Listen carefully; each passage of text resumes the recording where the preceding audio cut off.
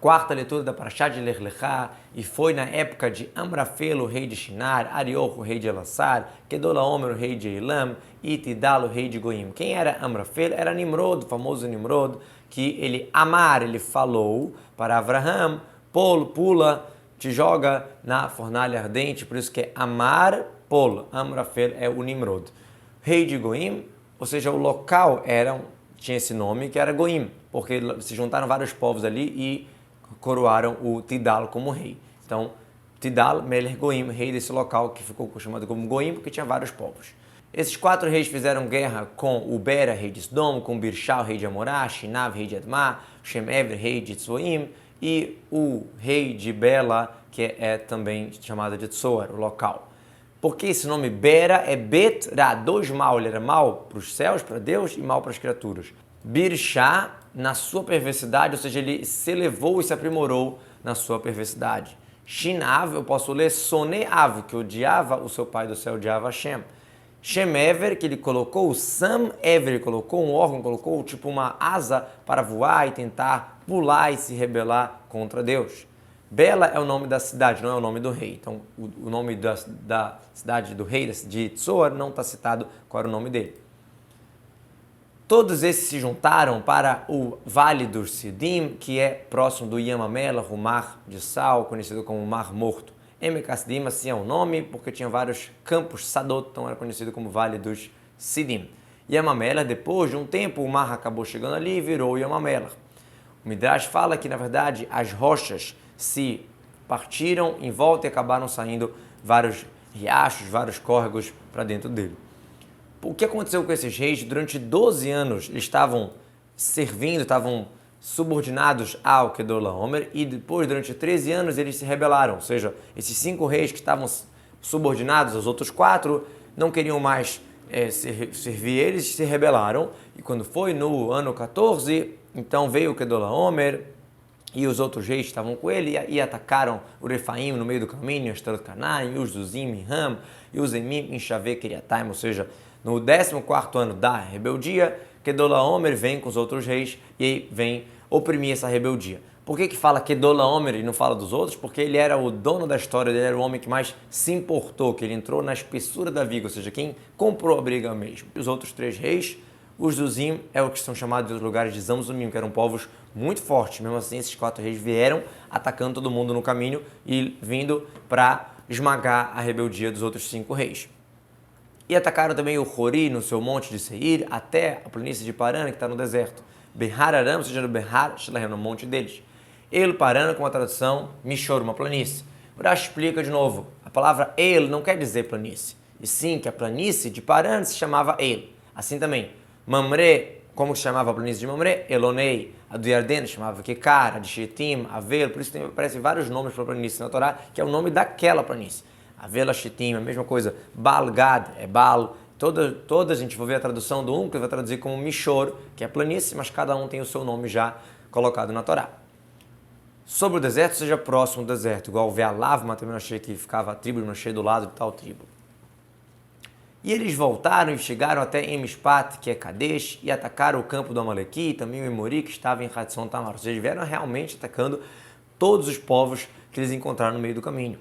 En Mishpat e Kadesh, por que usa esse nome? Já está falando pelo futuro, que futuramente Moshe e Aaron iam ser julgados pelaquela olho d'água, En, que é o olho d'água, que eles vão ser julgados. Mishpat, que é a água de Merivá, daquela pedra que era para ter falado, eles bateram na pedra, aquela história conhecida. E um que os traduz pelo sentido literal, que era um local que as pessoas se juntavam lá para ser julgadas. Então, En Mishpat era um local onde as pessoas se reuniam para o julgamento. Campo do Amalequita, Amaleque nem tinha nascido ainda nessa história, mas a gente está chamando esse campo de Amaleque porque futuramente o Amaleque ia morar ali. Hatzon Tamar é também chamado de Engedi, um passo claramente no Divrei Yamim fala isso. E saiu o rei de Sdom, o rei de Amorá, o rei de Admá, o rei de Tzvoim, o rei de Bela, que é também Tzoar, e fizeram guerra com eles na planície, no Emek HaSidim, no Vale dos Campos. Então, os 5 reis guerrearam com os 4 reis, Kedorlaomer, Tidal, Amrafel e Arioch, ou seja, uma guerra de 4 contra 5, e mesmo assim, os 4 reis ganharam dos 5, para mostrar que eles eram muito fortes, e mesmo assim, Abraão não impediu de persegui-los com a confiança que ele tinha em Hashem. E o Vale dos Campos estava vários poços de lama, de barro, e fugiram, o rei de Sdom, de Amorá, e caíram lá, e os que sobraram fugiram para a montanha. Poços de barro, ou seja, tinham vários poços ali, que de lá pegavam terra para fazer o barro da construção. O Midrash explica de uma maneira um pouco diferente que o barro estava misturado nesses poços, nesses buracos, e era feito para a pessoa afundar ali. E aconteceu um milagre para o rei de Sdom, que ele conseguiu sair. Por que Deus fez esse milagre? Porque tinham pessoas nos povos que não estavam acreditando que Abraão foi salvo da fornalha, da fornalha ardente, que Nimrod jogou ele lá no fogo, e falavam que era mentira essa história. E quando aconteceu isso, dele sair dessa areia movediça, desse barro, eles retroativamente acreditaram na história de Abraão, porque eles viram acontecendo um outro milagre, algo fora da natureza, com o rei de Sdom. E os outros fugiram para a montanha. Hera, igual falar lehar, para a montanha. Existe uma diferença. A gente sabe que quando precisa de um lamed no início, coloca um rei no final. Então, quando você falar lahar ou lehar para a montanha, eu boto Hera. Só que existe uma diferença entre Hera e Ahara. Por quê? O reino da palavra serve como lamed, mas não com lamed com patar. Então, Hera seria equivalente a falar lehar, para uma montanha, mas não fala qual montanha. Porque cada um fugia para aquela montanha que ele achou primeiro. Quando fala com o rei no início, Ahara seria para a montanha. Então, igual como falando, Le'ahar, ou seja, aquela montanha conhecida, aquela montanha já que foi falada em outro lugar. Então, essa é a diferença quando está escrito Hera ou Ahara. Então, os 4 reis ganharam dos 5 reis e pegaram todas as posses de Sdom e Amorá e as suas provisões e foram embora. E levaram Lot com as suas posses, que era sobrinho de Abraão, e foram embora. E Lot estava morando aonde? Em Sdom, ou seja, a gente já sabe disso, mas a Torá frisa para falar quem causou dele ser sequestrado por ele estar morando em Sdom. E veio o sobrevivente e contou para Abraão, o hebreu, e ele estava morando no planície de Mamre, do Emori, o irmão de Escol, o irmão de Aner, que são as pessoas do pacto de Abraão, os amigos de Abraão, Mamre, Escol e Aner. Quem é o sobrevivente? Literalmente é o Og, que ele sobreviveu da guerra, dessa guerra dos 4 reis contra os 5 reis, por isso que fala em outro lugar que Og sobrou dos Refaim. Nishar, ele matou porque Amrafel e seus amigos não mataram ele quando mataram os Refaim. O Midrash explica que por que Og é chamado de sobrevivente, porque ele sobreviveu do dilúvio, que ele ficou pendurado na arca. Por isso que fala Mietra Refaim, do resto dos Refaim, daqueles gigantes que caíram, os anjos que vieram morar aqui no mundo. Toda a história era que Og, o gigante, veio contar para Abraão disso porque ele queria que Abraão fosse morto, e na sua imaginação fértil e torta ele achava que ele ia casar com a Sara, caso Abraão ia ser morto na guerra. O ivri, o hebreu que veio do outro lado do rio, esse é o sentido literal de hebreu. A gente sabe que existe um outro sentido muito bonito de Abraão, o hebreu, que ele era do outro lado. Todo mundo pensava uma coisa, Abraão pensava diferente. O judeu, ele tem opinião, ele vai contra a maré, seguindo aquilo que Hashem quer da pessoa. Balei Brit Avram, os donos do pacto de Abraão, se eles fizeram um pacto, eles eram amigos de Abraão, tinham um pacto de amizade com Abraão, esses 3 irmãos. E Abraão escutou que seu irmão foi sequestrado e ele armou os seus combatentes que estavam começando ali, que nasceram na sua casa, 318 pessoas, e perseguiu até Dan. Vaiare, com a tradução Vezariz, que seria de se armar, se agilizar, varikoter, harev, ou seja, se armar com a espada, arik, harbi, a gente conta várias vezes essa expressão. Hanihav, se a gente for ver, está escrito com um yud a menos, que a gente pode ler Hanacho, ou seja, querendo dizer que só uma pessoa, que era Eliezer, que ele educou eles para o mitzvot de Hinur. A palavra Hinur tem a ver com o início que a pessoa entra para uma profissão ou alguma coisa que ele está aprendendo. Então é igual Hanukkah, que é a inauguração. Então aí vem a palavra Hanichim, são aqueles que estão começando, que estão aprendendo, que estão estudando Hanor, Lanar, Hanukkah, Tamizbeh, Hanukkah, Tabait, em francês arcaico chamado de Intzir, aqueles que estão iniciantes, que estão começando. 318, os sábios falam que na verdade era só Eliezer, que a guimate do nome dele é 318.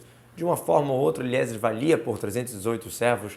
De qualquer jeito, era pouca gente para guerrear contra 4 reis que ganharam de 5. Até Dan, lá enfraqueceu sua força, ele teve que descansar um pouco, porque ele viu que seus descendentes, seus filhos, iam fazer uma idolatria, um bezerro lá em Dan. E eles se dividiram sobre eles para perseguir eles durante a noite, eles e seus servos, e atingiu eles, perseguiram eles até Ruvá, que fica à esquerda de Damasco. O que quer dizer se dividiram sobre eles? Pelo literal, a gente tem que mudar aqui a ordem das frases, falar assim, vai Halek, se dividiram eles e seus servos, pela noite, ou seja, na hora de perseguir, eles foram se espalhando por vários cantos, igual como é normal de quem está perseguindo. Laila, ou seja, depois que escureceu, ele não impediu de perseguir, continuou perseguindo mesmo de noite. Essa é a explicação para o literal. O Midrash, à noite se dividiu. Como assim? Essa primeira metade da noite aconteceu o milagre para Abraham, a segunda metade da noite ficou guardada para aquela pós-meia-noite do Egito, quando o povo de Israel é salvo na saída do Egito na história de Pêssar. Até Rová, não existe esse local chamado Rová. Dan, que é chamado aqui de Rová, por quê? Por conta da idolatria que vai estar lá. Rová é uma culpa, uma obrigação, uma situação complicada. E Abraham ganha a guerra e devolveu todas as posses, também o Lot, seu irmão, e as suas posses ele conseguiu devolver, e também as mulheres e o povo. E o rei de Sdom sai ao encontro de Abraham, super agradecido, depois que ele voltou de atacar o Kedorlaomer e os outros reis que estavam com ele, no Vale Shavé, vale equivalente, o vale igual, o Emek Hamelech, Vale do Rei. Por que Emek Shavé? Assim que é o nome do local, Shavé. Lemeshar Mefano, né? Uma planície que era livre, era igual no sentido que era livre de árvores, de qualquer outro tropeço. Emek Hamelech, a Vale do Rei, seria como se fosse o espaço do rei, o espaço reservado para o palácio.